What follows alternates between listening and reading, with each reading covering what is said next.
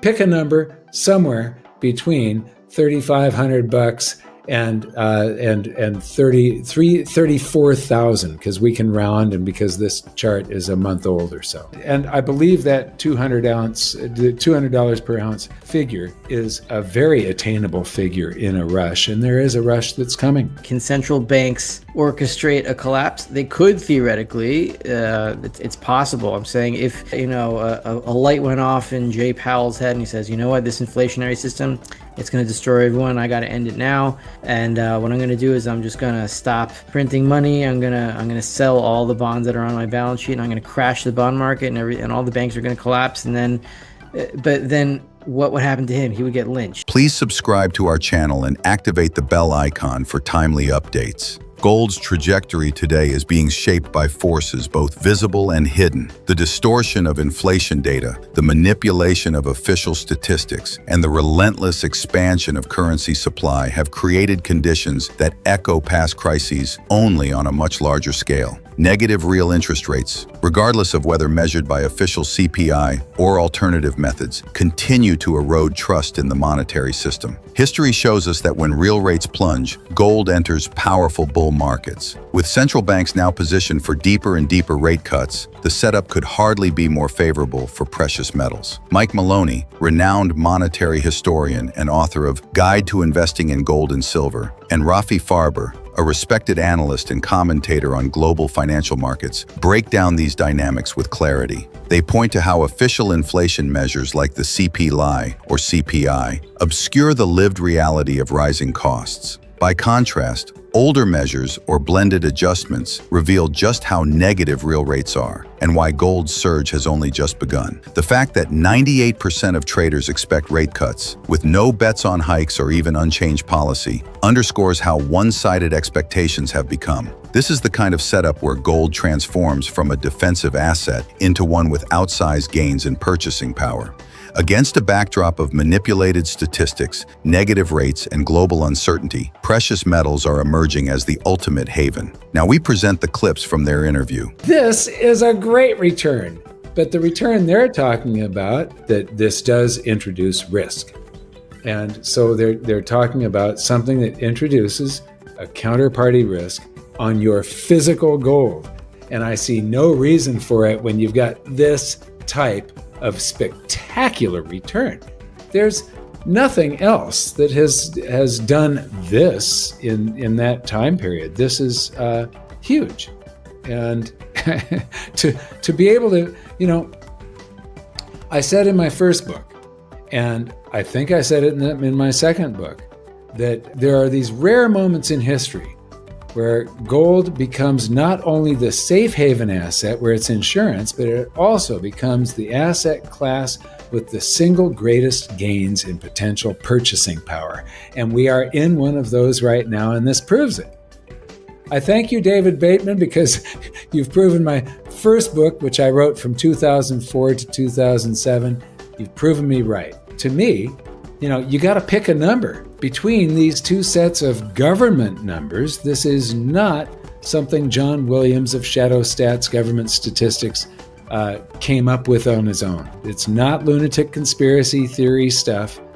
It's the old way the government used to calculate inflation, and their new manipulated way where they change every couple of years. They change something on the way that they calculate the CPI, and basically it saves them a lot by screwing people out of Social Security entitlements and things like that. Anything that where the government is sending out a check that it gets inflation adjusted, the old CPI would cost the government a fortune. The new CPI, it costs the recipient a fortune. And so pick a number somewhere between $3,500 and 34,000, because we can round, and because this chart is a month old or so. And I believe that $200 per ounce figure is a very attainable figure in a rush, and there is a rush that's coming. Judging by inflation, the bull market is not over. And in a previous video, we actually speculated that the bull market would continue because of real interest rates, specifically negative real interest rates. And we talked about this chart here, Mike, where we showed that the two bull markets in gold, which are in red boxes, they correspond with the stalactites here, which are negative real interest rates. So that's the Fed funds rate minus the CPI. Yeah. I made some special requests from you. Yes, you said, well, what if we adjusted this not by the CPI, but by the shadow stats CPI, which is probably more accurate. It's the government's old numbers. And so I did that. And that's basically the black line here. And you can see how deeply negative, like really, really deeply negative real interest rates are for decades. Wow. And the gray line here is the midpoint of the two. So it's halfway between the CPI and the shadow stat CPI. So halfway. So I think it sort of makes sense too. When you think about the inflation that was happening once COVID lifted and all that currency from the stimulus checks that went out came out of hiding, that inflation that was there and people's real experience. How much more does it cost to go out to dinner? How much more does it cost to go shopping at the supermarket and so on? I sort of believe that gray line in the middle. Because the real interest rate that's in red, the real rate adjusted by the CPI, doesn't fit. So, yeah, okay. I think the gray line probably somewhere in the middle, but either way, we've got negative rates, negative real rates, no matter which metric you want to use. And I want to look at before you move on, though, do you see how the gray line in the 90s is hovering around zero?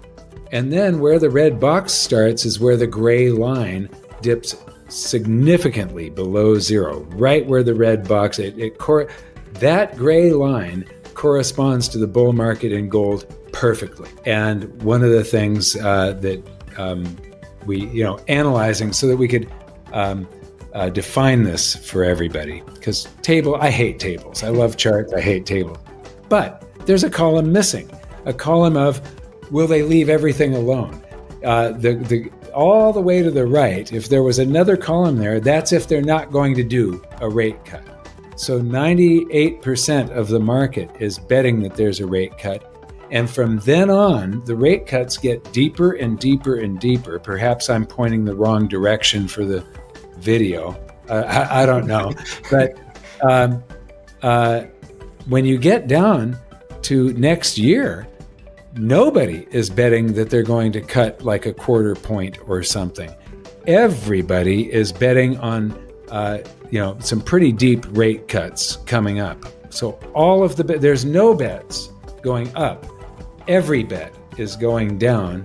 And wow, there's 250 to 275 basis points so that's 2.5%, right? To 2.75% is still at 19% of the survey is betting that they're going that low, 28% roughly, 2.75 to 3.